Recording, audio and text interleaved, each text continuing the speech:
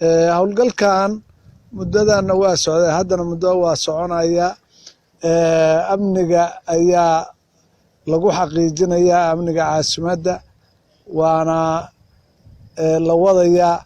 Shir baa haddii lahayd ma halka ka dhacaya, laakiin shir iyo shir la-aan mar walba amnigu waa la hormarinayaa, marba waxbaa laga bedelayaa, mar walba waa lasii hormarinayaa. waana wadaynaa haddii lahaydmo muddo waana wadaynaa amniga, waana xaqiijinaynaa dadka amnigiisa iyo waxa soo gelaya iyo waxa ka baxaya iyo meel walba Puntland oo dhan amnigeeda haddii lahaydmo.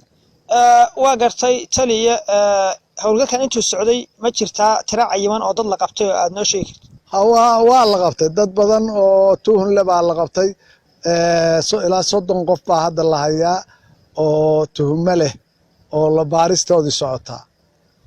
waxyaalaha ay la xiriiraan tusaale oo kale dadka la qabtay oo kale waxyaalaha ay ku eedeysan yihiin, waxay ku eedeysan yihiin kuwa argagixisada, kuwa tooreeyaha, kuwa ma garanaysaa tuugada kale, intaba waa ku eedeysan yihiin. caasimadda waxaa si gaara looga cabanayay dhalinyarada taleefanada furta, markaasi magaalada dadka taleefanada ka furta, iyo sidoo kale daraagiska waxyaalaha la xiriira. arrimahaas maxaa ka qabateen iyaga hadda howlgalku intuu socday? arrimahaas wax badan baan ka qabanay, ciyaalkaasna in badan baan qabanay. daraagiskana dadkii lagu ka shaqayn jiray waa qabanay, qaar badanna insha Allah waa carareen, laakiin waa qabanaynaa haddii lahayd. waa gartay taliya, waxaa kale oo jirta ciidamada in aad dib u habeynta aad ciidamada ku wadeen xaggee maraysaa? meel fiican bay maraysaa, meel fiican. aad iyo aad dad badan oo ay shaqayn jirin, dad badan oo meelo iskaga laabnaa baa laga saaray.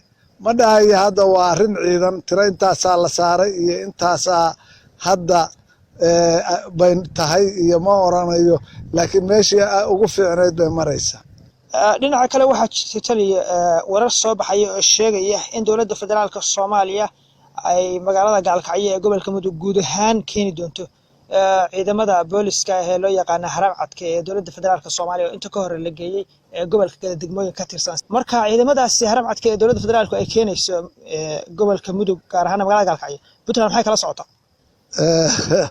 waxa weeye Haramcad hadday keenaan Shabeel baa u diyaarsan. Shabeel waana sugaynaa. haddee Haramcad iyo Shabeel waa laga warayaa say kala yihiin, marka waa sugaynaa. Shabeel baa diyaar u ah. Puntlandna cidna ka yeeli mayso in lagu soo xadgudbo. bulshada waxaan ugu baaqaynaa inay la shaqeeyaan ciidanka dhammaan, inay booliis noqdaan, meel alla waxay arkaan iyagoo xogtoodu dhowrsan tahay inay soo sheegaan. xogtoodana la sheegi maayo.